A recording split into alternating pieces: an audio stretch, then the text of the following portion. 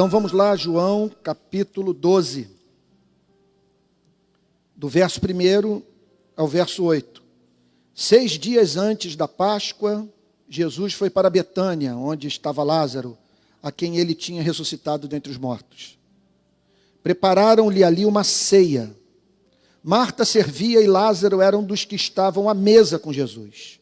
Então Maria, pegando um frasco de perfume de nardo puro, muito precioso, ungiu os pés de Jesus e os enxugou com seus cabelos. E toda a casa se encheu com o cheiro do perfume.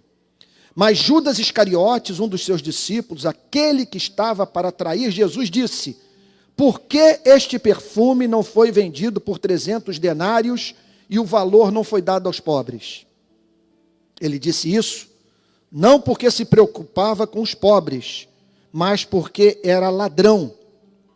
E tendo a bolsa do dinheiro, tirava o que era colocado nela. Mas Jesus disse: deixa que ela guarde isto para o dia do meu sepultamento, porque os pobres estão sempre com vocês, mas a mim vocês nem sempre terão. Nós vamos ter um momento agora de súplica, de intercessão, no qual nós vamos pedir a bênção de Deus para a pregação e não apenas isso. Nós vamos apresentar a Deus aqueles que entraram aqui com o coração exprimido, com o espírito abatido, com a mente alvoroçada, que estão passando por muita prova, por tribulação, gente que está enfrentando tristeza para a qual há uma causa objetiva. Nós vamos orar para que o milagre ocorra, para que as circunstâncias da sua vida sejam alteradas essa semana de acordo com a vontade soberana de Deus. Ou para que, em caso Deus não altere as circunstâncias difíceis imediatamente que você está enfrentando, que Ele mude sua vida, dando-lhe subsídio para, no vale da sombra da morte, poder continuar dizendo: o Senhor é meu pastor e nada me faltará. Porque Deus ou muda as circunstâncias ou então muda nós. Ou Ele diz: mar aquieta-te, vento cessa, ou Ele declara: a minha graça te basta, o poder se aperfeiçoa na fraqueza. Vamos orar? Pai Santo, nós queremos nessa manhã apresentar a Ti a vida daqueles que aqui entraram e que se sentem profundamente abatidos, perplexos, Senhor. Olham para as tribulações que estão enfrentando e não conseguem extrair delas benefício algum. Pelo menos não conseguem divisar o Teu propósito naquela dor aparentemente desproposital. Nós pedimos, Senhor, que esta semana, hoje,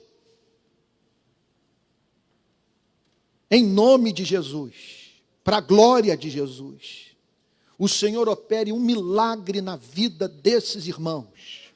Senhor, dando graça para que os endividados possam pagar suas dívidas, abrindo portas de trabalho para os que se encontram desempregados, ou para aqueles que se sentem subempregados, desvalorizados, Senhor, no mercado de trabalho. Nós rogamos, Senhor, por aqueles que estão enfrentando problemas na saúde. Senhor, traz cura. Em nome de Jesus, cura o corpo, cura os ossos, Senhor amado. Cure, Senhor amado, a corrente sanguínea, Senhor, abençoe a vida do seu povo, cure a mente, Senhor, em nome de Jesus. Que seu povo, Senhor, possa dormir em paz, por divisar um Deus soberano, que do seu trono de graça rege o universo para a felicidade daqueles a quem separou antes da fundação do mundo para esta redenção. Senhor amado, nós pedimos por aqueles que estão enfrentando problemas na educação dos seus filhos. Dá-lhes sabedoria, santifica o coração desses rapazes, dessas moças, desses meninos, dessas meninas, Senhor. que eles sintam por ti o que nós, pais, temos experimentado na sua presença, que eles amem o nosso Deus, que vivam para o louvor do Deus maravilhoso que se revelou em Jesus Cristo. Ó Deus querido, Deus amado, nós pedimos por um milagre nos casamentos. Tu sabes, Senhor, que a manutenção durante anos a fio de relacionamento tão estreito como esse, Senhor, na vida de seres decaídos, mesmo que em processo de restauração da imagem e semelhança de Deus, que carregam em seu ser, não é tarefa fácil, Senhor. Requer milagre, Senhor. Requer graça.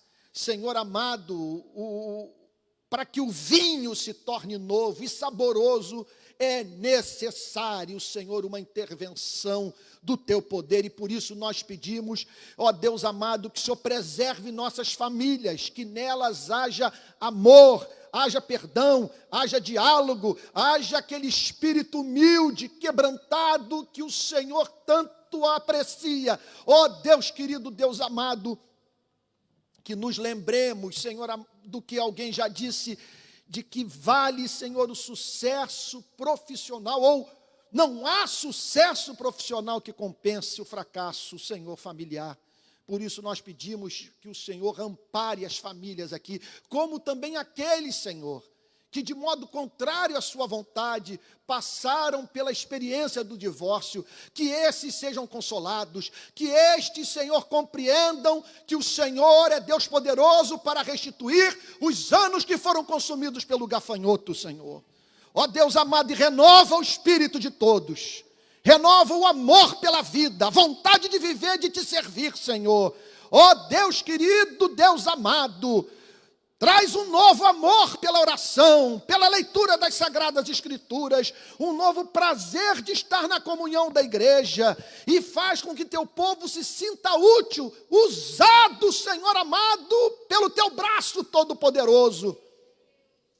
Deus querido, Deus amado, traz à memória da igreja as suas promessas, Senhor. Lembra a todos que os impossíveis dos homens são possíveis para Deus. E agora, abre o nosso entendimento para a compreensão das Sagradas Escrituras. Que a igreja deu um passo dos mais importantes da sua história na direção do seu amadurecimento. Ó Senhor, nos lembramos da famosa frase do grande C.S. Lewis. O Senhor nos ama, não porque sejamos bons, mas é pelo fato do Senhor nos amar, que o Senhor mesmo nos torna bons. E essa é a nossa expectativa para essa manhã. Queremos que através da pregação nos tornemos mais próximos do alvo, Senhor, que é a semelhança a Cristo. E uma igreja na cidade do Rio de Janeiro, que expresse o ideal de igreja tal como nos é apresentado pelo Novo Testamento. Uma igreja que, em razão da sua integridade, das suas boas obras, da sua semelhança a Cristo, conta com a simpatia do povo. É o que nós esperamos, Senhor, que Tu faças através de nós, em nome de Jesus. Amém. A igreja pode ficar sentada.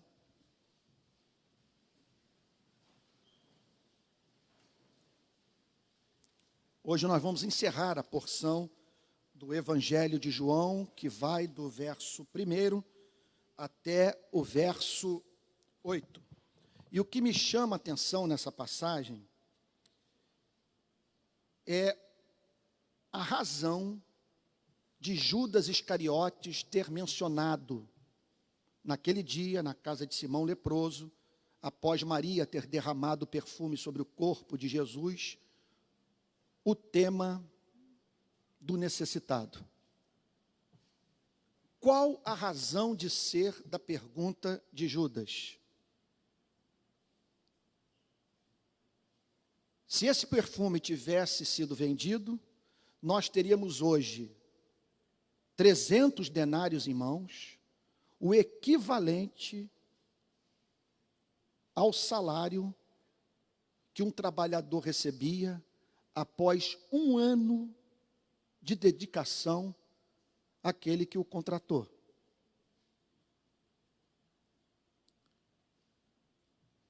Por que Judas mencionou esse tema? É muito nítido que ele esperava encontrar eco, ao mencionar os pobres, no coração dos apóstolos e no coração do próprio Cristo. Ele apresentou uma pauta que não era alheia àquilo que o próprio Cristo conversava com seus apóstolos e os seus apóstolos conversavam entre si. Porque, ao mencionar os pobres, Judas não foi condenado, portanto, nem pelos apóstolos, nem pelo próprio Cristo.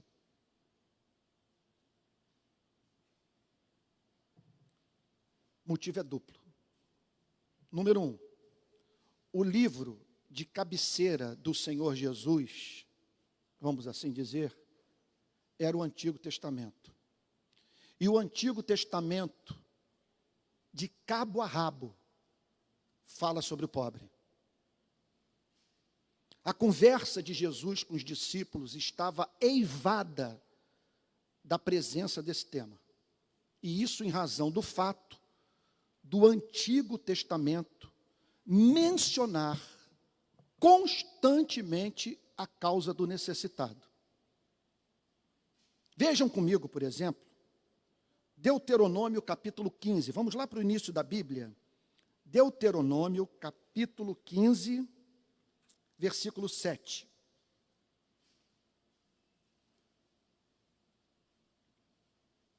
Todos acharam? Se houver algum pobre entre vocês, no meio dos seus irmãos, em alguma das cidades de vocês, na terra que o Senhor, seu Deus, lhes dá, não endureçam o seu coração, nem fechem as mãos a seu compatriota pobre. Pelo contrário, devem abrir a mão para ele e lhe emprestar o que lhe falta, tudo aquilo de que tiver necessidade. Tenham cuidado para que não haja pensamento vil em seu coração e vocês digam: está próximo o 7º ano, o ano do perdão das dívidas, fazendo com que os olhos de vocês sejam malignos para com o seu compatriota pobre. E vocês não lhe deem nada. E ele clame ao Senhor contra vocês e vocês sejam culpados de pecado. Vocês devem dar livremente, sem maldade no coração, quando lhe derem o que ele precisa. Por quê? Vocês devem dar livremente, sem maldade no coração, quando lhe derem o que ele precisa, porque por isso o Senhor seu Deus os abençoará em todas as suas obras e em tudo que vocês empreenderem. Para a teologia do Antigo Testamento, a causa da infelicidade da igreja reside na ausência de compaixão pelo pobre. Ou seja, há um espaço para se falar sobre o bem-estar do povo de Deus, sobre a prosperidade do povo de Deus, sobre a manutenção das necessidades básicas do povo de Deus. E tudo começa pela relação do povo de Deus com o pobre. Como diz Calvino, Deus se torna fiador daquele que socorre o necessitado. E o verso 11 de Deuteronômio termina dizendo: pois nunca deixará de haver pobres na terra. Por isso eu ordeno a vocês que livremente abram a mão para o seu compatriota, para o necessitado, para o pobre que vive na terra de vocês. Salmo 12, versículo 5. Vamos agora para um livro poético. Salmo 12,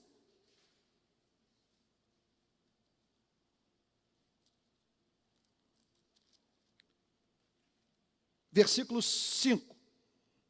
Por causa da opressão dos pobres e do gemido dos necessitados, eu me levantarei agora, diz o Senhor, e porei a salvo aquele que anseia por isso. O texto, portanto, é claro em dizer que Deus está em operação nesse planeta, onde seres humanos são encontrados em estado de privação, de exclusão e de vulnerabilidade. Essa é a causa de Deus no planeta Terra. Bom, mas há mais passagens. Salmo 112, verso 9. São textos que o Senhor Jesus muito provavelmente estudou com seus discípulos e os aprofundou. Salmo 112, versículo 9. Distribui, dá aos pobres, a sua justiça permanece para sempre e o seu poder se exaltará em glória. O que significa, portanto, que Deus honra aqueles que se compadecem do necessitado. E governo, de que natureza for, que não pensa em termos de políticas públicas, os pobres, está fadado a se colocar debaixo da ira de Deus. Provérbios capítulo 14, versículo 21. Provérbios capítulo 14, verso 21. Estou lendo aqui, repito, o livro de cabeceira de Cristo. Quem despreza o seu vizinho peca, mas o que se compadece do pobre é feliz. É feliz. Sexta-feira agora nós tivemos uma reunião de trabalho do Rio de Paz. E a ideia é fazermos contato com empresários da cidade do Rio de Janeiro, a fim de que estes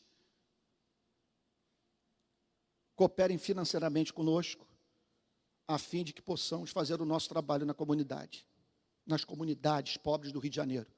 E o exercício do ministério profético nas nossas ruas, como fizemos essa semana que passou e na semana retrasada. E lá pelas tantas eu disse o seguinte: eu gostaria de ampliar o privilégio de servir ao pobre. Porque não há gozo de férias mais prazeroso do que aquele que é desfrutado com a lembrança de um ano de serviço a Deus, focado na causa do necessitado, seja de modo direto, seja de modo indireto. E é impressionante os testemunhos dados por aqueles que se dedicam a esse trabalho. De bênçãos de Deus sendo derramadas sem que estes as tivessem procurado. Ou então as mudanças que ocorrem no campo do ser, tal como aconteceu com uma moça, membro da nossa igreja, que quando foi trabalhar conosco na favela Mandela, experimentou a seguinte cura interior. Vamos usar uma expressão do meio evangélico de 30 anos atrás. Se falava muito sobre esse tema. E ela provou a cura interior na favela, dizendo o seguinte: quando eu entrei nessa favela, eu descobri que eu não tenho problema na vida. Ela passou a não chorar por qualquer contrariedade que a cometesse. Mas há mais passagens bíblicas. A Bíblia diz, por exemplo, que esse planeta é regido por um sistema de opressão, de exploração, e que não há sociedade que seja edificada sem que poderosos enriqueçam com a exploração da mão de obra da classe trabalhadora. Vejam comigo Eclesiastes capítulo 5, versículo 8. Eclesiastes capítulo 5, versículo 8. Eu tenho para mim que se eu lesse essa passagem do púlpito, sem mencionar que se trata de um texto inspirado, talvez algumas pessoas aqui dissessem: por favor, não traga para o púlpito da igreja passagem do Manifesto Comunista. Porque hoje os evangélicos chamam isso aqui de comunismo. Leitura dialética, marxista da vida. Mas olha o que a Bíblia diz. Se você notar em alguma província, Eclesiastes 5:8, por favor, acompanhe. É essencial para que a igreja saia da sua infância espiritual. E pare de usar band-aid para curar a ferida cancerígena. Administrar metástase com melhoral. Se você notar em alguma província opressão de pobres, gente enriquecendo, explorando o próximo, e é claro, com legislação para isso, com pessoas compradas, pastores comprados, padres comprados, com toda a cultura legitimando a exploração.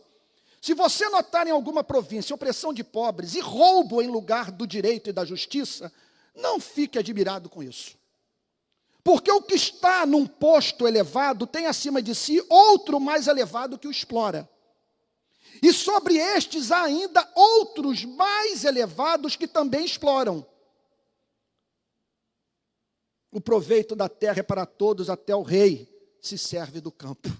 O proveito da terra é para todos, todos devem ter acesso a ela. Agora, os locus clássicos da doutrina, da missão ao pobre, sem a mínima dúvida, é o texto poético de Isaías, capítulo 58, que nos leva à conclusão que igreja que não está cuidando dos pobres virou sinagoga de Satanás.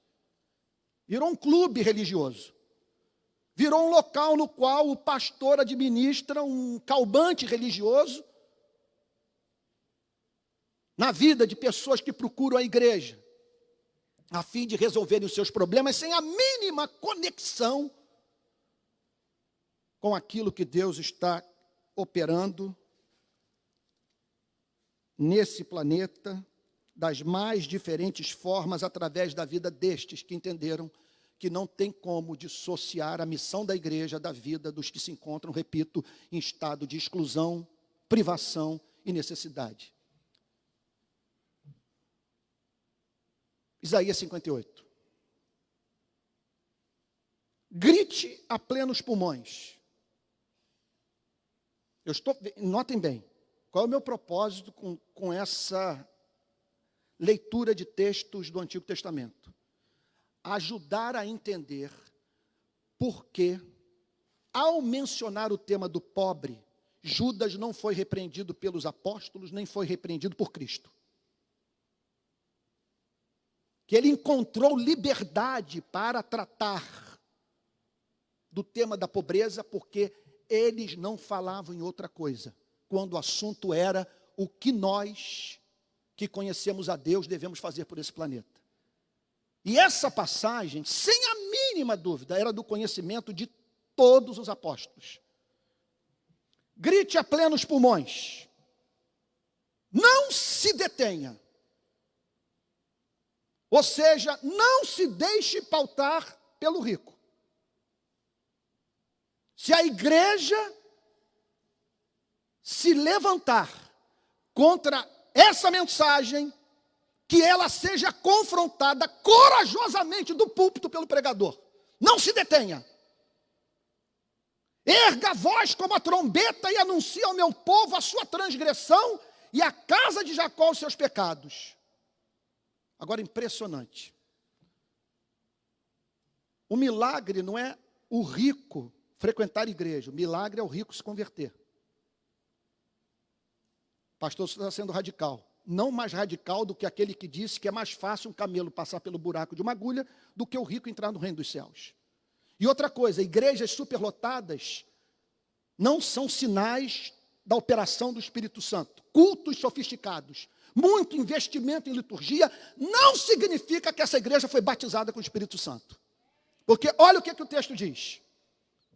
Mesmo nesse estado, ainda me procuram dia a dia. Há grupos pequenos, vigílias, reuniões de oração. Eles me procuram, tem jejum nessa igreja. Orar muito e jejuar não são sinais por excelência de novo nascimento. Os demônios oram. Senhor, permita-nos entrar nessa camada, nessa manada de porcos. Mesmo neste estado, me procuram dia a dia. Têm prazer em saber os meus caminhos. Eles gostam de teologia, são calvinistas. Leram as Institutas. Decoraram a Confissão de Westminster. E como povo que pratica a justiça e não deixa o direito do seu Deus, perguntam-me por sentenças justas. Têm prazer em se aproximar de Deus. Há muito culto. Há muita celebração. Eles são encontrados sempre juntos, orando e cantando louvores, dizendo uma nota de amargura, porque eles não entendiam o motivo de serem tão infelizes, apesar de haver tanto culto, tanta oração, tanto estudo da Torá. Por que jejuamos se tu não nem notas? Por que nos humilhamos se tu não levas isso em conta? Ou seja, por que o contato com a igreja tornou a nossa vida pior? Porque nós não estamos tirando benefício de fazermos parte de uma instituição religiosa. Acontece que, no dia em que jejuam, vocês cuidam dos seus próprios interesses e oprimem os seus trabalhadores. Oprimem os seus trabalhadores. Oprimem os seus trabalhadores. E por que pastores não levam esse tema para o púlpito? Porque os que oprimem os trabalhadores podem o ameaçar de deixarem de dar o seu dízimo, de manter o salário do pastor, a estrutura da igreja. E muitos se acovardam e não profetizam contra essa iniquidade tão presente no discurso dos profetas do Antigo Testamento. Vocês cuidam dos seus interesses e oprimem os seus trabalhadores. Eis que vocês jejuam apenas para discutir, brigar e bater uns nos outros. Jejuando assim como hoje, o clamor de vocês não será ouvido lá no alto. Seria este o jejum que escolhi? Que num só dia a pessoa se humilhe, incline a sua cabeça como junco, e estenda debaixo de si pano de saco e cinza? É isso que eu quero? É isso que eu busco? Essa coreografia? É isso que vocês chamam de jejum e dia aceitável ao Senhor? Vamos agora ao verdadeiro culto a Deus. Porque, gente, frequentar vigília, cair no chão, aceitar apelo, levantar as mãos, não requer a obra da graça regeneradora do Espírito Santo. Alguns dos maiores canalhas que passaram por esse planeta praticaram esse tipo de atividade religiosa. Aí o profeta agora descreve o culto aceitável ao Senhor. Será que não é este o jejum que escolhi? Que vocês quebrem as correntes da injustiça, desfaçam as ataduras da servidão, deixem livres os oprimidos e acabem com todo tipo de servidão? Será que não é também que vocês repartam seu pão com os famintos, recolham em casa os pobres desabrigados, vistam os que encontrarem nus e não voltem as costas ao seu semelhante? Então a luz de vocês romperá como a luz do alvorecer. A sua cura brotará sem demora. A justiça irá adiante de vocês e a glória do Senhor será a sua retaguarda. Não é batendo o pé no chão e dizendo, eu decreto a vitória. Não é aceitando o apelo para vir aqui à frente, ficar 20 minutos aqui encurvado, ouvindo a oração do pastor. Ele está falando aqui o seguinte, é tomando a decisão de se compadecer do necessitado. Falou que o céu vai se abrir sobre sua vida. O texto prossegue dizendo, então a luz de vocês romperá como a luz do alvorecer, a sua cura brotará sem demora, a justiça irá diante de vocês e a glória do Senhor será a sua retaguarda. Então vocês pedirão ajuda e o Senhor responderá. Gritarão por socorro e ele dirá, eis-me aqui. Se tirarem do meio de vocês todo tipo de servidão, o dedo que ameaça e a linguagem ofensiva, se abrirem o seu coração aos famintos e socorrerem os aflitos, então a luz de vocês nascerá nas trevas e a escuridão em que vocês se encontram será como a luz do meio-dia.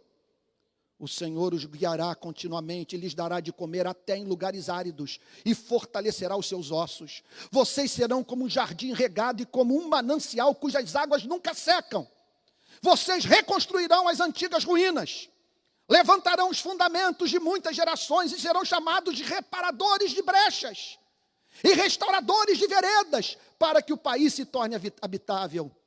Se vigiarem os seus pés para não profanarem o sábado, se deixarem de cuidar dos seus próprios interesses no meu santo dia, se chamarem ao sábado de meu prazer e santo dia do Senhor, digno de honra, se guardarem o sábado, não seguindo os seus próprios caminhos, não pretendendo fazer a sua própria vontade, nem falando palavras vãs, então vocês terão no Senhor a sua fonte de alegria. Eu os farei cavalgar sobre os altos da terra, e os sustentarei com a herança de Jacó seu pai, porque a boca do Senhor o disse. É malandro, vigarista, hipócrita, um homem que vem para um lugar como esse e não trata desse tema. Com medo de ofender pessoas e de não atender às demandas daqueles que se relacionam, repito o que eu falei no domingo passado, com um lugar como esse, como se relacionam com os restaurantes da cidade. Eu vou para o lugar onde a comida é mais saborosa.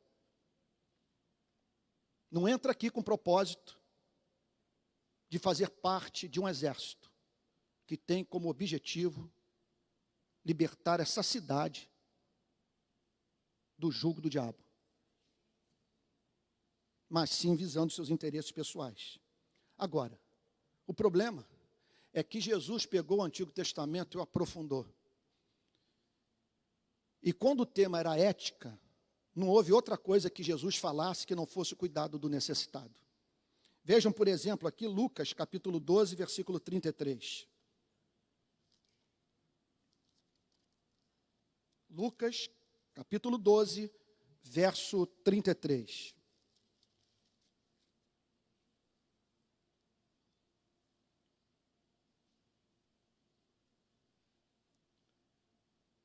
Vamos começar pelo verso 32. Não tenha medo, ó pequenino rebanho, porque o Pai de vocês se agradou em dar-lhes o seu reino. Vendam seus bens e deem esmola. Façam para vocês mesmos bolsas que não desgastem, tesouro inesgotável nos céus, onde o ladrão não chega, nem a traça corrói, porque onde estiver o tesouro de vocês, aí estará também o seu coração. Vendam seus bens, esvaziem o closet. Usem da sobra, ou até mesmo daquilo que irá lhes faltar, para mitigar o sofrimento daquele que agoniza, e que a providência de Deus fez cruzar o seu caminho, a fim de que você fosse a resposta de Deus para a sua súplica. Lucas capítulo 16, verso 19. Vocês estão entendendo por que Judas tocou no tema? Por causa do Antigo Testamento e da pregação de Cristo. Vejam agora Lucas capítulo 16, verso 19. Ora, havia certo homem rico que se vestia de púrpura e de linho finíssimo e que se alegrava todos os dias com grande ostentação. Havia também certo mendigo chamado Lázaro, coberto de feridas, que ficava deitado à porta da casa do rico. Este desejava alimentar-se das migalhas que caíam da mesa do rico. Este desejava alimentar-se das migalhas que caíam da mesa do rico. Está falando de um vagabundo? Está falando de alguém que se tornou pobre porque foi amaldiçoado por Deus? Essa passagem é seríssima, porque ela está dizendo que tem muito eleito entre os pobres, e que você servir aos pobres, servir os filhos de Deus, que estão disfarçados em vestes sujas e rotas, implorando esmola, significa, portanto, você servir ao próprio Cristo quando se identifica na vida do necessitado. Havia também certo mendigo chamado Lázaro, coberto de feridas, que ficava deitado à porta da casa do rico. Este desejava alimentar-se das migalhas que caíam da mesa do rico, e até os cães vinham lamber-lhes as feridas. E aconteceu que o mendigo morreu e foi levado pelos anjos para junto de Abraão. Isso é um texto profundamente subversivo. Porque ele está dizendo o seguinte: nem sempre a riqueza é sinal da benevolência de Deus.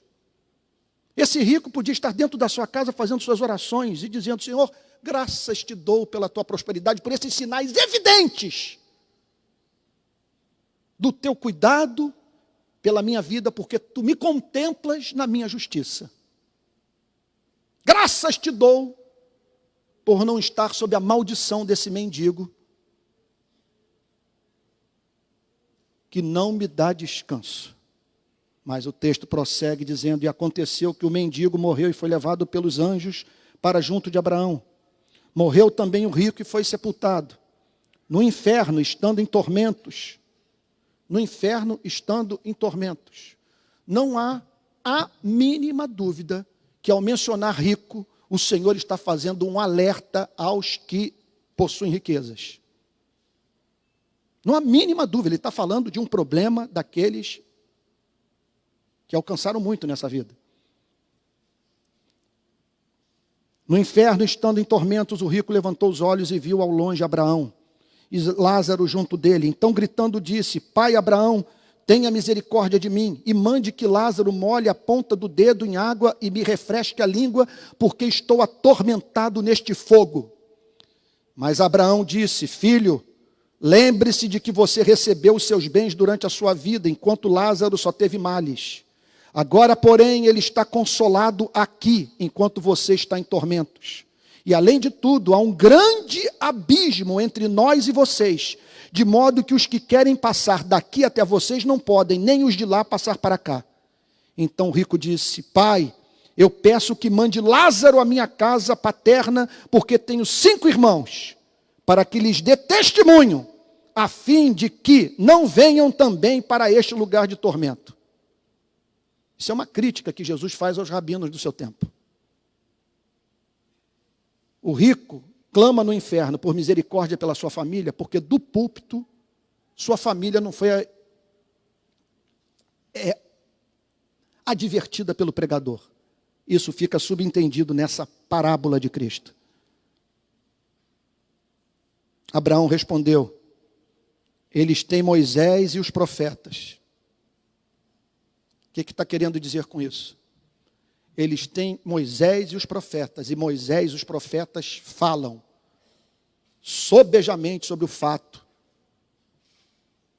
de que igreja rica, que não se compadece do pobre, expõe-se ao justo juízo de Deus. E deixa de emitir o principal sinal da sua eleição: o amor pelo necessitado. Eles têm Moisés e os profetas, ouçam-nos. Mas ele insistiu: não, pai Abraão, se alguém dentre os mortos for até eles, até lá eles irão se arrepender. Abraão, porém, lhe respondeu: se não ouvem Moisés e os profetas, também não se deixarão convencer, mesmo que ressuscite alguém dentre os mortos. Eles não precisam ver o milagre, eles precisam experimentar o milagre no seu coração. Mateus 11, versículo 5. Peço que vocês abram a Bíblia em Mateus 11, verso 5.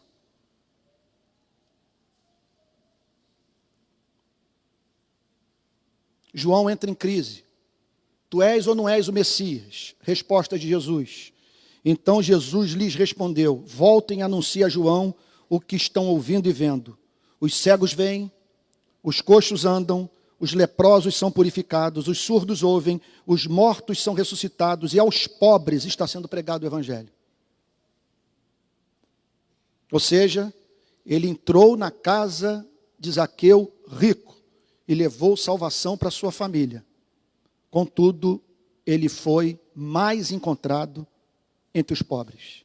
E o sinal da sua messianidade residia, entre outras coisas, na presença da palavra encarnada entre aqueles que eram ignorados pela sociedade e pelo poder público.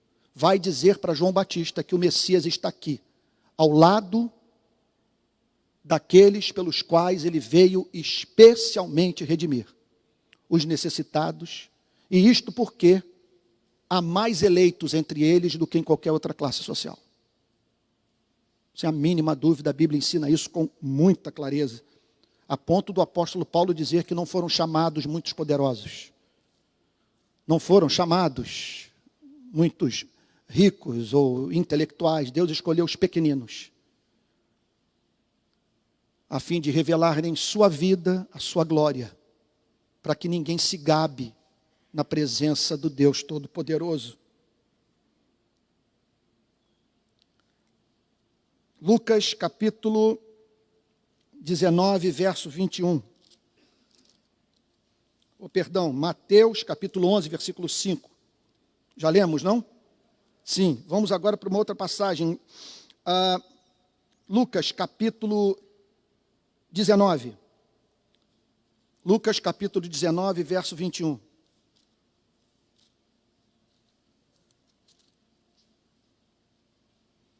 Aqui nós temos a história de Zaqueu. Só teve sua conversão confirmada por Cristo, relato do capítulo 19, a partir do verso 1, quando ele diz a seguinte coisa no verso 8. Senhor, vou dar a metade dos meus bens aos pobres, e se roubei alguma coisa de alguém, vou restituir 4 vezes mais.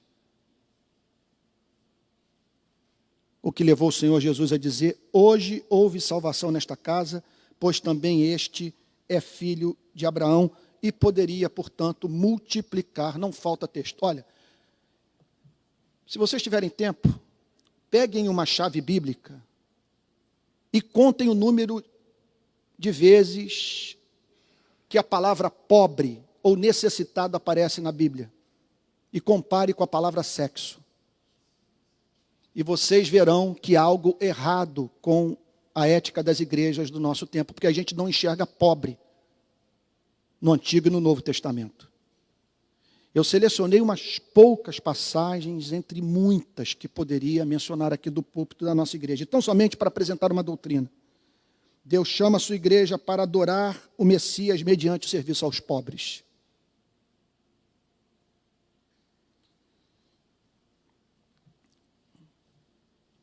Em conexão a isso, permitam-me fazer 3 declarações. Número 1. Quando o Senhor Jesus declara, os pobres, vocês sempre os terão ao seu lado, que vocês estão fadados a conviver com pessoas necessitadas, com pessoas pobres, porque os pobres sempre estão com vocês, é a maior evidência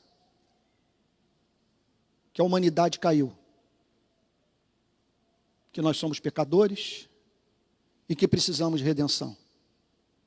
Ao declarar uma coisa como essa, vocês sempre conviverão com pessoas famintas, sempre estarão na presença dos despossuídos, dos necessitados, dos invisíveis, dos que não têm voz.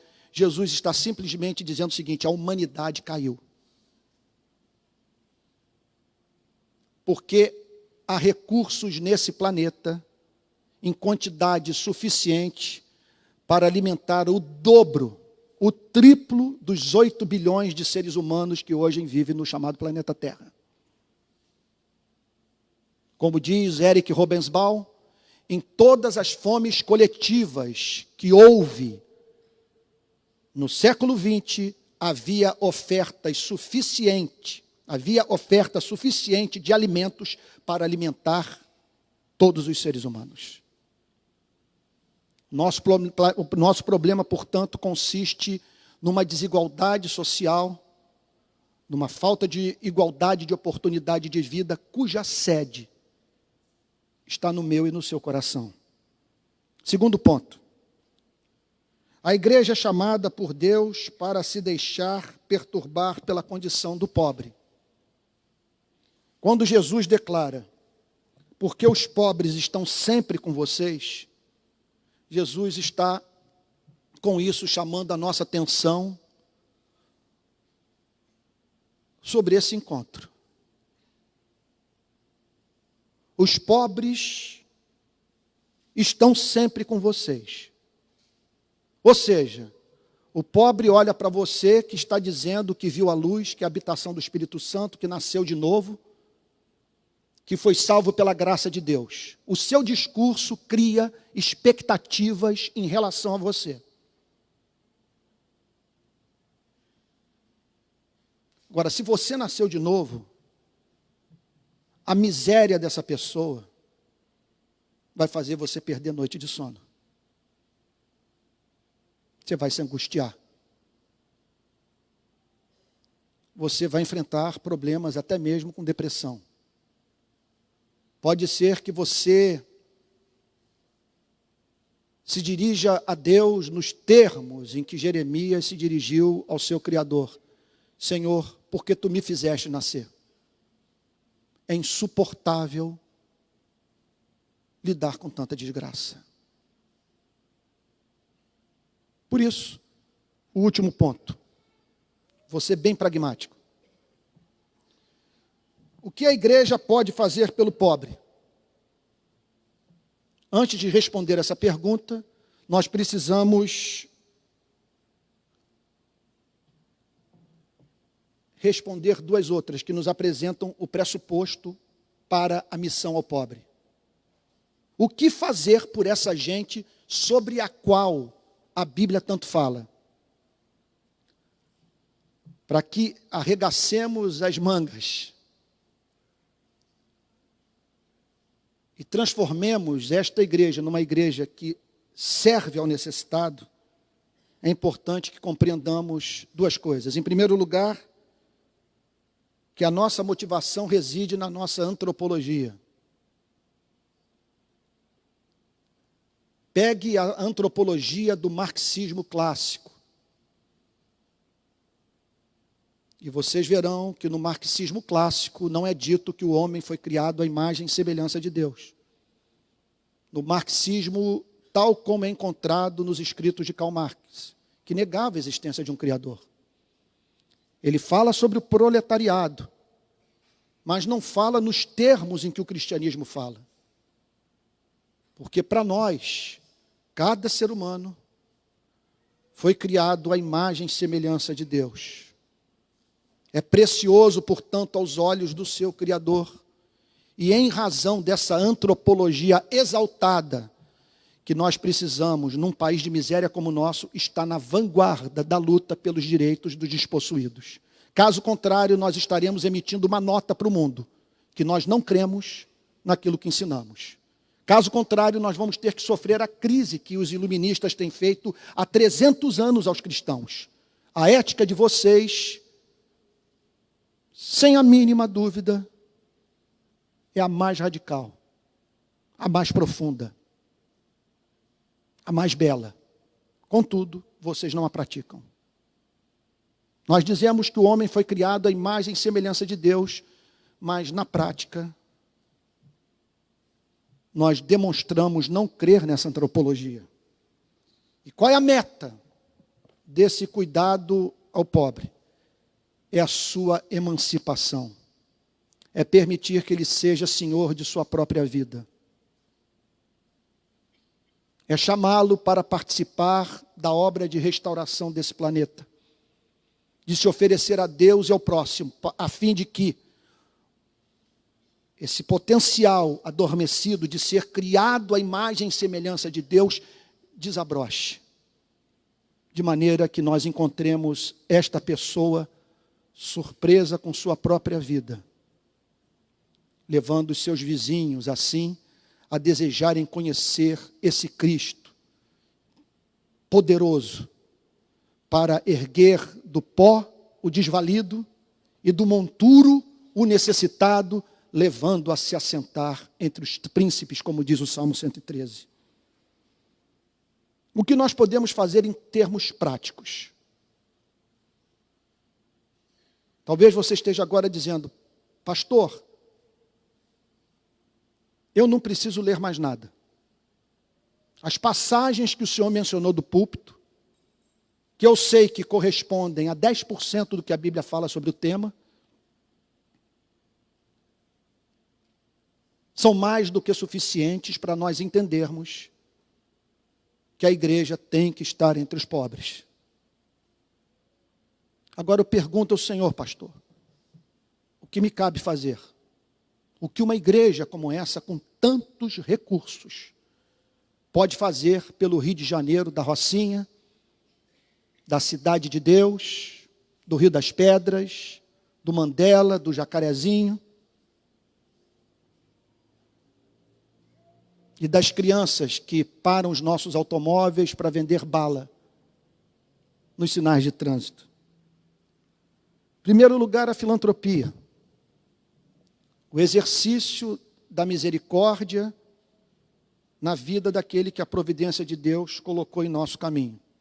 Eu estou falando de dar esmola. Quando a sabedoria, o bom senso recomendam que você exerça a compaixão sobre a vida daquele que se encontra no estado que você não gostaria que sua vida um dia viesse a se encontrar. Como diz John Stott, o único limite para o exercício desse amor filantrópico é o limite estabelecido pelo próprio amor. E se você tiver que pecar, peque do lado do amor. Porque sempre haverá uma tendência em você e em mim para nos comportarmos de modo egoísta. Filantropia. Está aí o texto da parábola do samaritano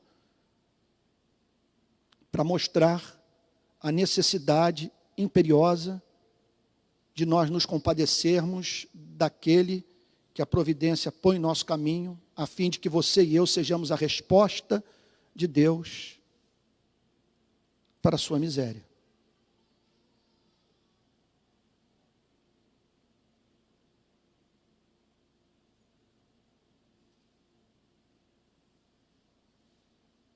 Eu tenho um amigo, pastor,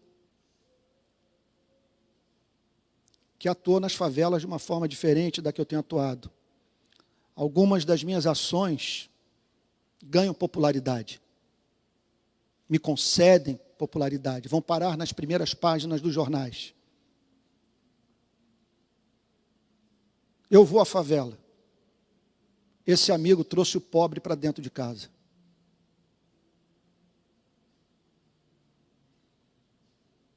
Adotou 3 crianças. E hoje, com pouco que tem, eu sou testemunho ocular de todo o processo. Ele está permitindo que essas crianças conquistem sua ascensão social através do amor que recebem dentro de sua casa, do contato com algumas das melhores escolas da cidade onde esse meu amigo mora, e da sua presença na escola dominical da igreja na qual ele é pastor. Há muito que nós podemos fazer por essa gente.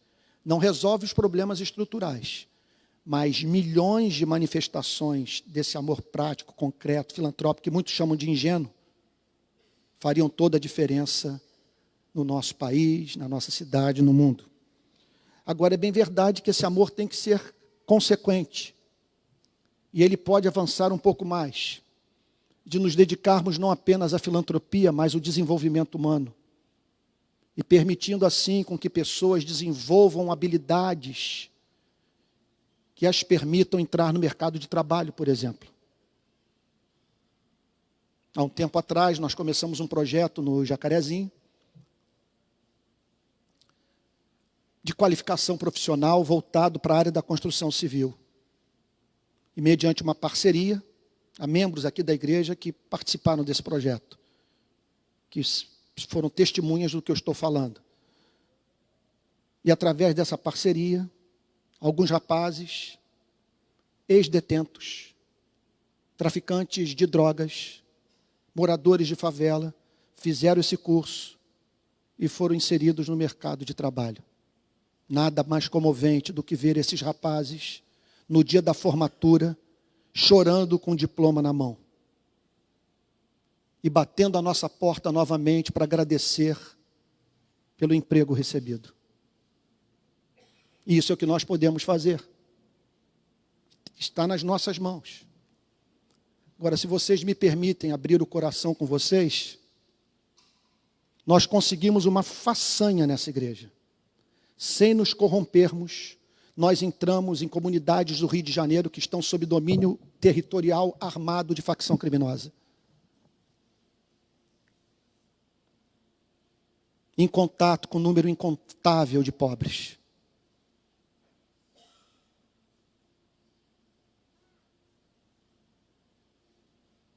Tem sido para mim tarefa muito difícil convencer grande parte da membresia dessa igreja que nós devemos estar lá.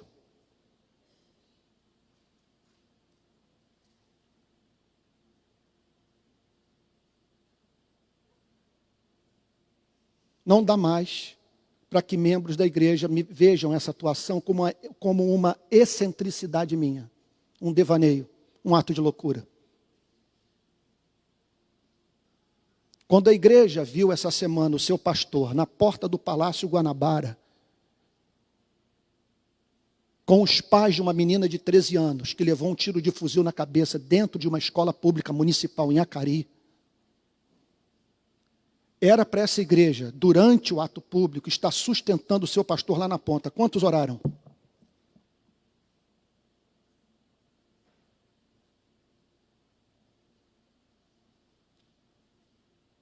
E eu pergunto, quantos voltaram para esse culto dizendo, não há mínima dúvida, que essa ação está inserida na missão da igreja no mundo?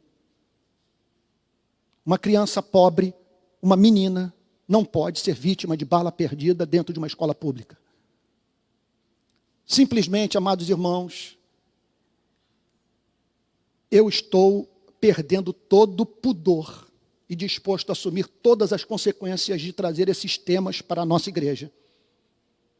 E deixando claro para os amados irmãos que esse é o tipo de igreja da qual você faz parte.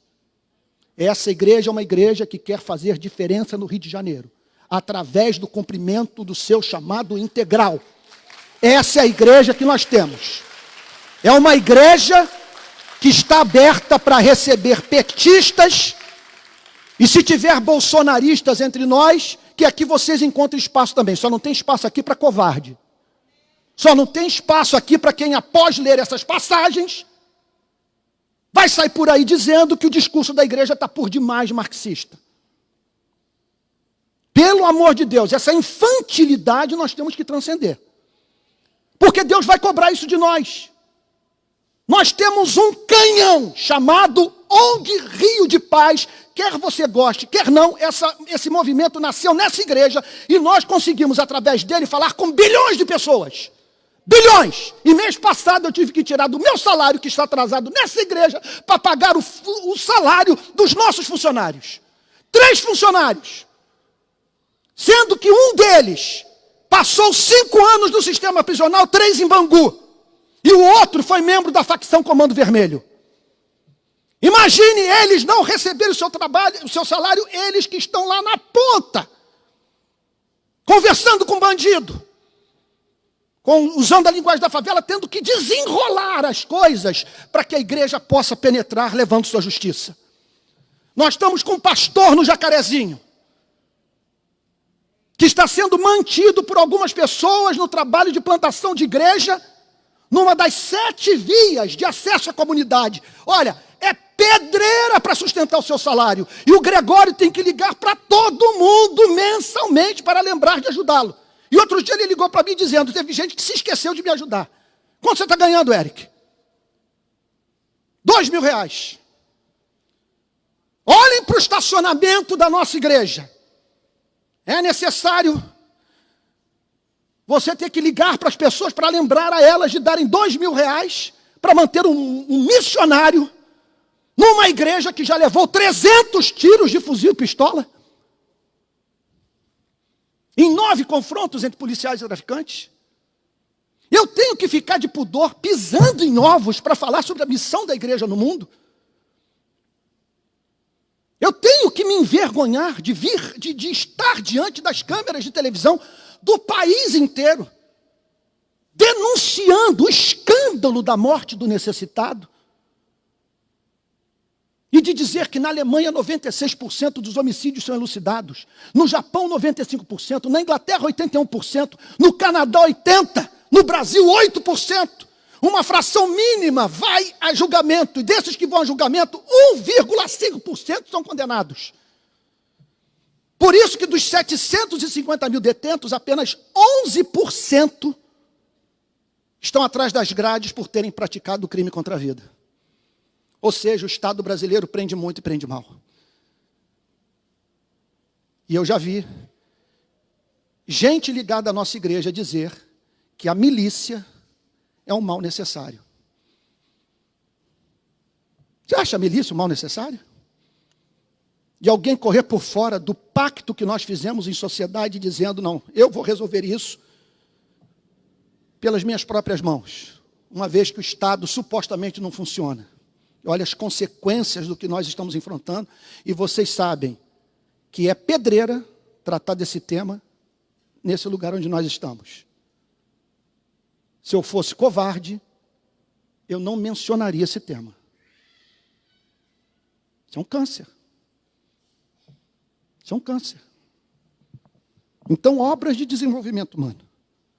Agora, paralelo às obras de desenvolvimento humano, sabe? Tem as ações políticas. Há uma dimensão política no amor. E tem horas que o amor responsável vai dizer, atue politicamente, meu servo.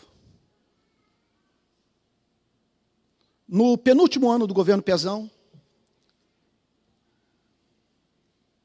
o governador do estado, orientado por economistas, decidiu enxugar os custos do estado que se encontrava no vermelho. Então, ele apresentou aquilo que veio a ser chamado de pacote de maldades. Cortes nas mais diferentes áreas, alguns bem necessários. Só que ele decidiu incluir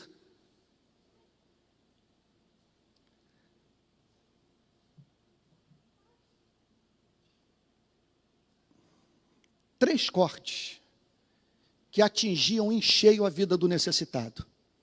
Em primeiro lugar, fechar o restaurante popular. Refeições de R$1, que são feitas por trabalhadores que não têm como pagar R$10, R$15 por um almoço no centro da cidade. Ele falou, eu vou fechar os restaurantes populares. Segundo lugar, eu vou parar de conceder o benefício do aluguel social. Defesa Civil chegava numa comunidade pobre, olhava e dizia o seguinte, olha, isso aqui vai desmoronar. Vocês saiam daqui, que nós, o Estado, vai dar R$500 para vocês se manterem até vocês encontrarem um lugar para morar. Ou então as obras do PAC. Nós vamos remover os barracos, tomem R$500 e aguardem a construção do PAC, dos prédios, então, que o governo federal vai construir na comunidade. Eles resolveram cortar o aluguel social. E cortar também, o que, se não me falha a memória, era cheque carioca. Alguém pode me ajudar? Era um benefício, era solidariedade carioca, ajuda carioca, é alguma coisa. Uma ajuda de R$300 para cidadãos da região metropolitana do Rio de Janeiro que vivem abaixo da linha da pobreza, que vivem na miséria. Eu olhei para aquilo, eu falei o seguinte, isso é uma iniquidade. Fui para a porta, fui para as escadarias da Alerj, espalhei aqueles pacotes todos, dezenas e dezenas de pacotes com cruzes vermelhas. Enquanto eu estava de costas para os repórteres, botando os pacotes, veio um repórter de ponta da TV Globo. Quando eu vi chegar, eu falei, eles estão levando a sério a matéria, porque dependendo do repórter que é enviado, você sabe qual vai ser a repercussão. Quando ele chegou, ele me perguntou o que eu estava fazendo ali. Aí eu, de uma forma totalmente oposta a um comportamento de um entrevistado para uma emissora de televisão, eu gritei. Porque o Pezão tinha encaminhado para a Assembleia Legislativa o corte. E o corte só poderia ser efetuado se os deputados o apoiassem. Aí eu disse, eles vão morrer. Se esse projeto for aprovado, essas pessoas vão morrer, elas não terão como sobreviver. São pessoas que estão abaixo da linha da pobreza. Não tem onde morar, não tem o que comer. Foi para o RJTV. Os deputados assistiram. No dia seguinte, a Assembleia se reuniu e votaram contra a retirada desses itens do pacote. Concordaram com o governador em outras questões, mas nessa aí não. Agora, imaginem, se ninguém tivesse feito nada, se não houvesse parlamentar dentro da Assembleia Legislativa gritando, e crente do lado de fora gritando também. O pacote tivesse sido aprovado, e eu chegando aqui então, no domingo seguinte, para pedir à igreja para mandar cesta básica para algumas dessas famílias. Como que essa ação preservou a igreja de cumprir a função do Estado. E resolveu, de uma forma muito eficaz, o drama que essa espada de Damocles que estava sobre a cabeça dessa gente, quando cobrou da autoridade pública o que a justiça exigia que fosse cobrado. Eu termino, tenho que partir agora,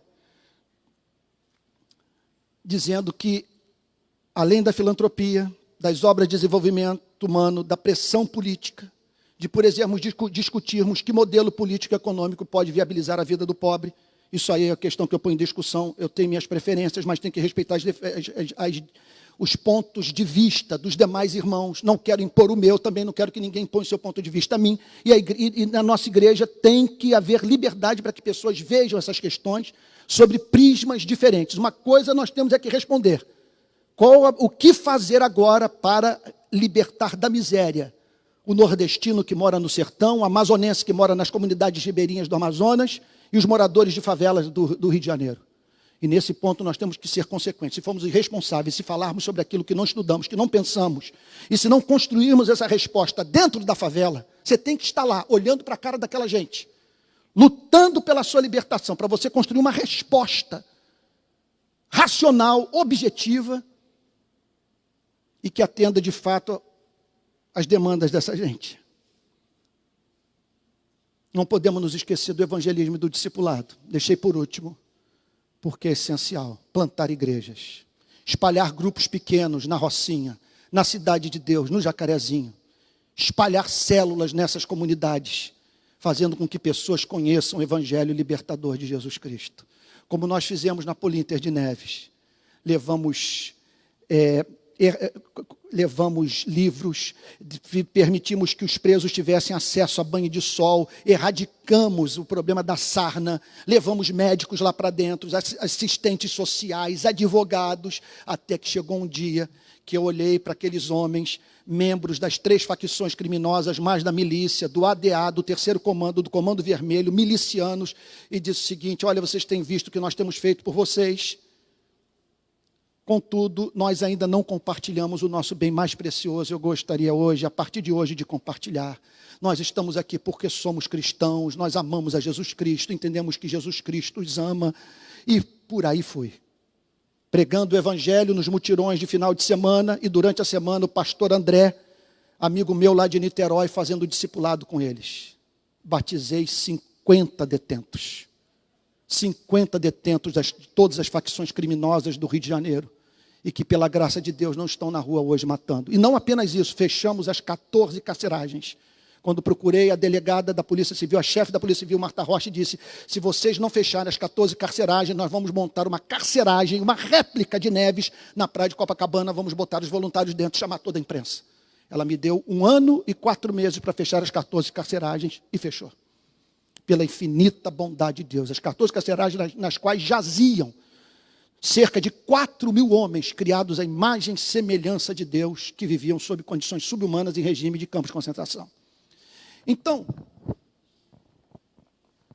irmãos, a proposta que eu faço de igreja é essa.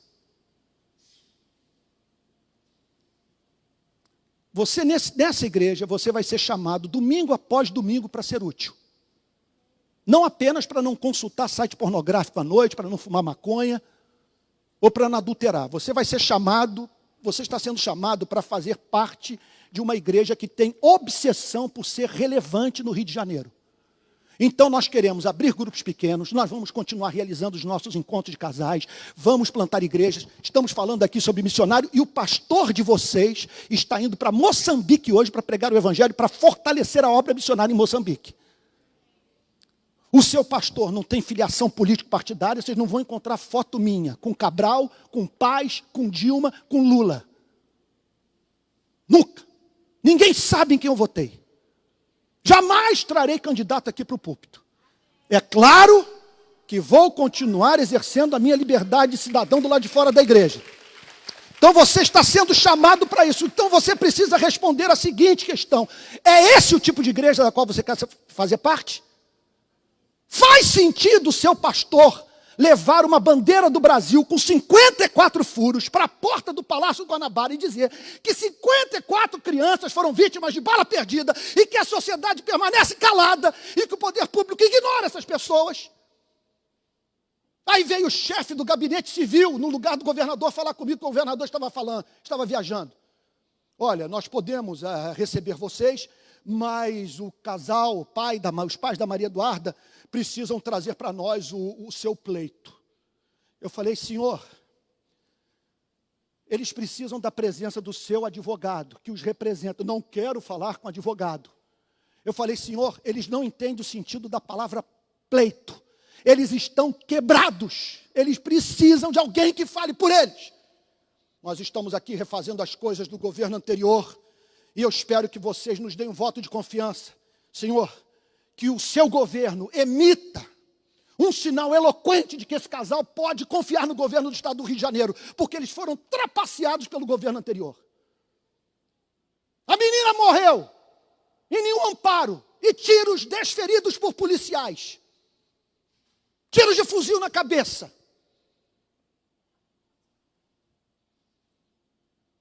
Eu prometo que o governador vai receber a família. Pressão essa semana. Agora, eu gostaria de fazer parte de uma igreja que, num momento como esse, fosse para as redes sociais e dissesse: o governador tem que receber a família. Por que essa incompatibilidade? Por que eu tenho que ficar aqui pisando em ovos? Tem igreja para todo mundo no Rio de Janeiro. Essa igreja é assim, é uma igreja aguerrida. É uma igreja que quer exercer um ministério profético no Rio de Janeiro. Uma igreja que vai continuar pregando, vai continuar plantando igreja. Uma igreja que não abraçou nenhuma ideologia. Você, por favor, não venha dizer que essa igreja é marxista, que não é, eu não sou. Não venha dizer que essa igreja também é neoliberal, que não é.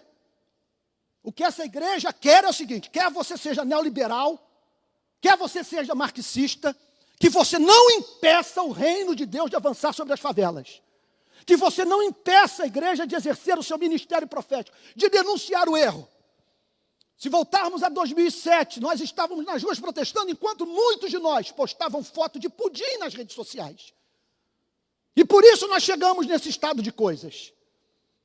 E agora nós estamos chamando a igreja, nós queremos uma igreja culta, de pessoas com a Bíblia em uma das mãos e o jornal nas outras.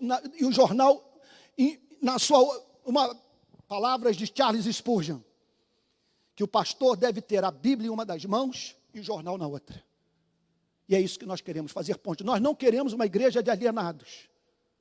Nós queremos uma igreja que a autoridade pública tema essa igreja. Porque essa igreja tem voz, essa igreja não tem vínculo de partidário, essa igreja luta pelo direito de todos. E é chegado o momento de você entender que glorifica a Deus. Pessoas passarem na Lagoa Rodrigo de Freitas e verem um cartaz escrito 2018, Rio de Janeiro, mataram 92 policiais militares este ano. Até quando? E ao mesmo tempo o seu pastor está no Palácio Guanabara dando voz para uma menina que foi morta por policiais. Isso mostra que nós não temos lado, que nós temos independência. E por isso eu chamo para sermos uma igreja que vai ver esta profecia se cumprir. Os céus se abrirem, Porque nós estamos dedicados à causa do necessitado. Estamos dedicados à causa desses que gritam e não são ouvidos. O que não significa luta de classe. O que não significa que nós não vamos pregar na Senambetiba. O que significa que nós não vamos desenvolver aqui um preconceito com o rico. Mas vamos dizer o que Jesus disse. É pedreira rico se converter. É pedreira. Na minha experiência, nesse bairro, não foram poucas as vezes que eu vi rico querendo pautar o púlpito. Rico querendo pregar. Rico querendo ser pastor. São algumas das pessoas, eu confesso a vocês, que mais me trouxeram problema. E a igreja tem que ser pautada pela palavra de Deus. Então, meus amados irmãos, eu estou aqui nessa véspera de viagem para Moçambique, e dizendo para você o seguinte, que os irmãos pensem, que os irmãos reflitam. A última coisa que eu quero é trazer atenção para a vida da igreja. E se eu for um estorvo, em razão dessas ênfases, sendo que é pregação expositiva. No ano passado eu preguei durante domingos inteiros sobre a ressurreição de Lázaro, foi uma mensagem de consolação. E agora eu estou com esse texto aqui falando sobre o pobre. E está me dando oportunidade de tratar de algumas questões. E eu confesso a vocês que eu estou rompendo com todo embaraço. E coloco o meu ministério à disposição da igreja. Se eu for um estorvo para a vida da igreja, eu prefiro exercer meu ministério em outro local. Mas enquanto eu for pastor dessa igreja, essa igreja caminhará no caminho da justiça. No caminho da missão integral, da pregação plena do Evangelho de Jesus Cristo, da plantação de igreja, das missões transculturais, da restauração de casamentos, do ensino sólido de escola dominical e a luta pela justiça. E eu quero ver jovens aqui crescerem, exercendo cargos públicos, entrando no Ministério Público, na Defensoria Pública, se candidatando, e essa igreja sendo sal da terra e luz do mundo. E uma igreja que ninguém consiga definir. Qual é a bandeira política dessa igreja? Como ninguém sobe no púlpito, como o pastor não declara o seu voto, como o pastor não tem vínculo político partidário, vai ser difícil dizer essa esquerda é de direita, essa esquerda é de esquerda. Ora vão nos ver na direita, ora vão nos ver na esquerda, ora essa igreja terá comportamento progressista, ora terá comportamento conservador. Porque nós não podemos nos definir de antemão como progressistas, nem como conservadores, porque nós fomos chamados por Deus, não para sermos progressistas ou conservadores, nós fomos chamados por Deus para amar. E o amor, em alguns momentos, vai dizer avance, seja progressista, em outros momentos vai dizer firme o pé, não deixe ser demovido.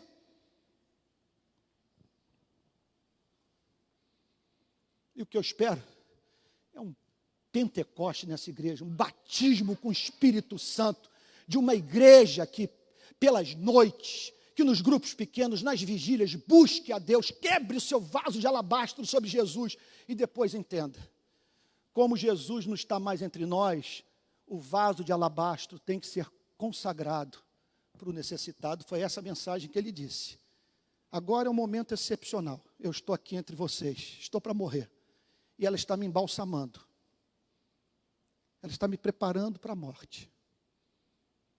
E quando eu sair, por favor, nada de investimentos estratosféricos em instituições eclesiásticas pesadas. Foquem no necessitado. Tenha uma estrutura leve e que permita, portanto, o maior número possível de despossuídos conhecer o Evangelho de Jesus Cristo, nosso Senhor. Irmãos amados, se isso é comunismo, eu confesso a vocês que eu não tenho mais como fugir desse estigma, porque é isso que minha consciência pede que eu pregue, julgo que é Bíblia e vou continuar pregando. Em nome de Jesus, lutando pela unidade da igreja e acreditando que se a igreja atender essa pauta de Cristo, os problemas pessoais que nós enfrentamos, sobre os quais eu mencionei na oração, serão tratados indiretamente. Porque esse próprio Deus vai ter interesse em abençoar pessoas que estão sendo veículo da sua bênção no mundo. Vamos ficar de pé e vamos orar?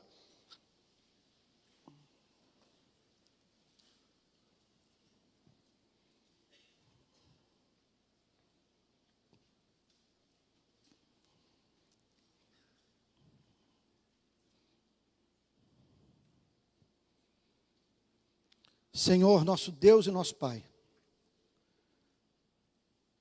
aqui está a sua palavra dizendo: os pobres sempre vocês os terão em sua presença. e haverá oportunidade de lhes fazer o bem. E o que nós pedimos a Ti é que Tu nos ajudes a discernir o que devemos fazer nessas oportunidades de fazer o bem no Rio de Janeiro, no Brasil e no mundo. Nós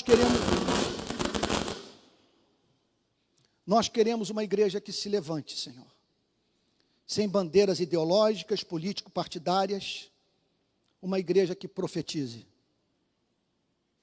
Nós pedimos a Ti, Senhor, que Tu nos ajudes a ouvir o clamor dos profetas, o clamor dos apóstolos, o clamor do próprio Cristo. Preserva-nos de extremismos ideológicos. Preserva-nos de compromissos político-partidários. Preserva-nos de nos associarmos ao poder, seja de direita e de esquerda. Que sejamos consciência dessa nação. Voz profética, que fala livremente por viver em integridade e não se deixar cooptar.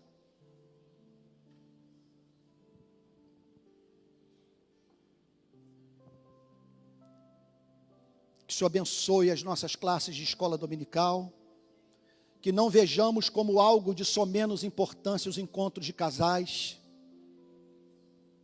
as reuniões da SAF, do grupo de homens, de adolescentes. Não queremos banalizar nada, porque com esses pequenos tijolos se constrói essa igreja. Agora pedimos, Senhor, que Tu nos concedas graça para atendermos o chamado dessa igreja, que é um chamado muito específico. O Senhor abriu portas para a igreja presbiteriana da Barra. E queremos ser bons administradores dos recursos que o Senhor colocou em nossas mãos. Senhor, ajuda-nos a termos uma igreja de contribuintes generosos.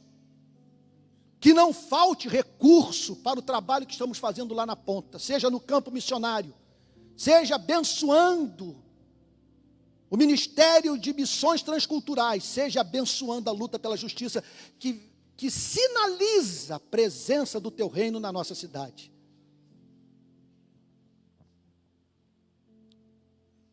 Mantenha a igreja unida. Não foi Lula, nem Dilma, nem Bolsonaro que morreu por nós. E não é pecado, é patético inserir o nome de Lula, de Dilma e de Bolsonaro no credo apostólico. E se um deles pecar, a igreja vai denunciar. E se deixar de atender o clamor do pobre, a igreja vai se levantar em voz profética, defendendo o direito do despossuído. Que não sejamos seletivos, Senhor. Que haja simetria de caráter em nós. E que hoje, Senhor, essa pregação tão dura seja útil para santificar a igreja. Seja um passo decisivo na direção do nosso amadurecimento. Porque chegou a hora de sairmos desse jardim de infância e adentrarmos no mundo dos homens. Deixarmos de correr com os que vão a pé e passarmos a correr com os que vão a cavalo.